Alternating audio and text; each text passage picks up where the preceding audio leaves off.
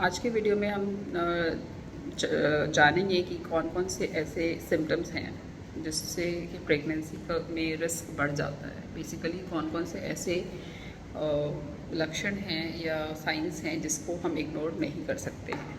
सो क्या होता है कि प्रेगनेंसी जो है एक हाइपर डायनामिक स्टेट होता है सर। सो उसकी वजह से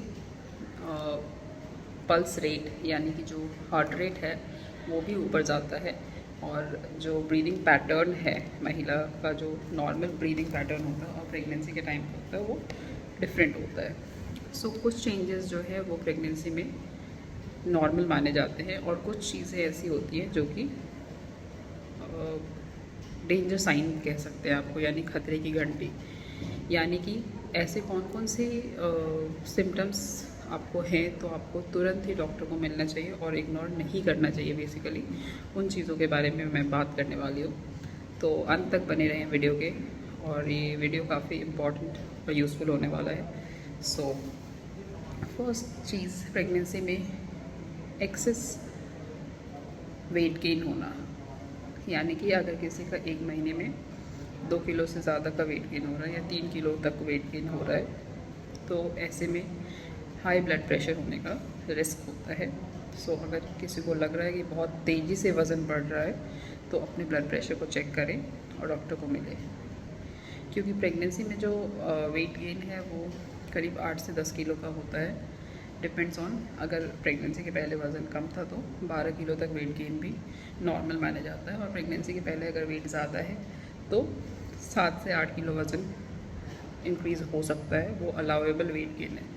बट अगर वज़न तेज़ी से बढ़ रहा है, यानी 1 महीने में 2 से 3 किलो का वज़न बढ़ जाता है, तो इसको हम नॉर्मल नहीं मानेंगे। या फिर हाथ पैरों में सूजन आना।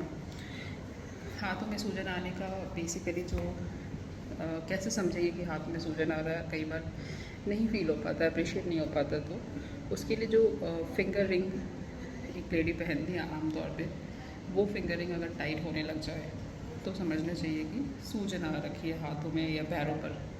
सो सूजन आना भी प्रेगनेंसी में नॉर्मल होता है, बट अगर ये सूजन रेस्ट करने के बाद कम हो जाए तो इसको normal physiological oedema of pregnancy बोलते हैं। बट अगर वो सूजन काफ़ी ज़्यादा है, दाबने से पिटिंग हो रहा है, वहाँ पे दबाव दिख रहा है, और घुटनों तक सूजन आ रखी है, सांस लेने में दिक्कत हो रही है, या फिर नॉर्मल घर के रूटीन काम करने में मुश्किल आ रही है, उसमें सांस फूलता है, या फिर और कोई भी इस तरह की परेशानी, धड़कन का महसूस होना, खुद को अपना धड़कन महसूस होना, जिसको हम मेडिकल टर्म में पैल्पिटेशन बोलते हैं, तो ये सब जो सिम्टम्स हैं, बेसिकली ये जो लक्षण हैं वो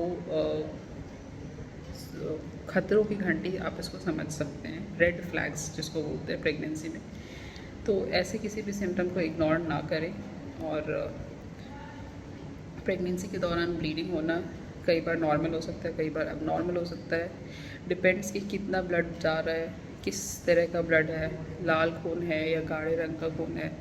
तो ब्लीडिंग के साथ साथ पेट में दर्द भी होता है, या फिर और भी सिम्टम्स हो सकते हैं, यानी कि बच्चे का घूमना महसूस होना बराबर से। अगर पेट में दर्द, पेट कड़क हो रहा है और ब्लीडिंग चालू है, इसका मतलब है कि कई बार 8वें 9वें महीने में ऐसे लक्षण देखने को मिलते हैं, जबकि अवल नाल अपने जगह से हट जाती है और उसके पीछे ब्लीडिंग होती है, तो ये डिलीवरी का प्रोसेस चालू होने लग जाता है। तो इस ऐसे ही किसी भी सिम्टम्स को जो मैंने बताया है, आखिरी में मैं एक बार सम अप करूँगी। प्रेगनेंसी के दौरान एक्सेस वेट गेन होना, नॉर्मल घर के काम करने में सांस फूलना, धड़कन महसूस होना, पैरों या हाथ पैर पे सूजन आना और ब्लीडिंग होना, ये सारे सिम्टम्स जो हैं कोई हाई रिस्क कंडीशन की तरफ पॉइंट करते हैं। सो आप डेफिनेटली अपने डॉक्टर को कंसल्ट करें और ऐसे लक्षणों को इग्नोर नहीं करना। एक और जो प्रॉब्लम है, यानी कि समय से पहले पानी छूट जाना। अगर पेशाब जैसा पानी जा रहा है, क्लियर पानी जा रहा है, तो वो भी इंडिकेशन है कि ये प्रोलॉन्ग लीकिंग हो सकता है और बच्चेदानी के अंदर इन्फेक्शन हो सकता है।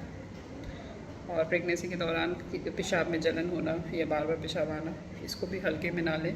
इसका ट्रीटमेंट होना ज़रूरी है क्योंकि ये यूरिन इन्फेक्शन का इंडिकेशन है और यूरिन इन्फेक्शन से डिलीवरी टाइम से पहले होने का खतरा होता है। सो ध्यान रखें, ऐसे कुछ भी होने से तुरंत अपने डॉक्टर को मिलें और सही समय पे सही स्टेप्स लेने से अपने बेबी के लिए और अपने लिए आप एक हेल्दी फ्यूचर सिक्योर कर सकते हैं। So thank you so much for listening patiently, and do like, share and subscribe to my videos for more such medical information. Thank you.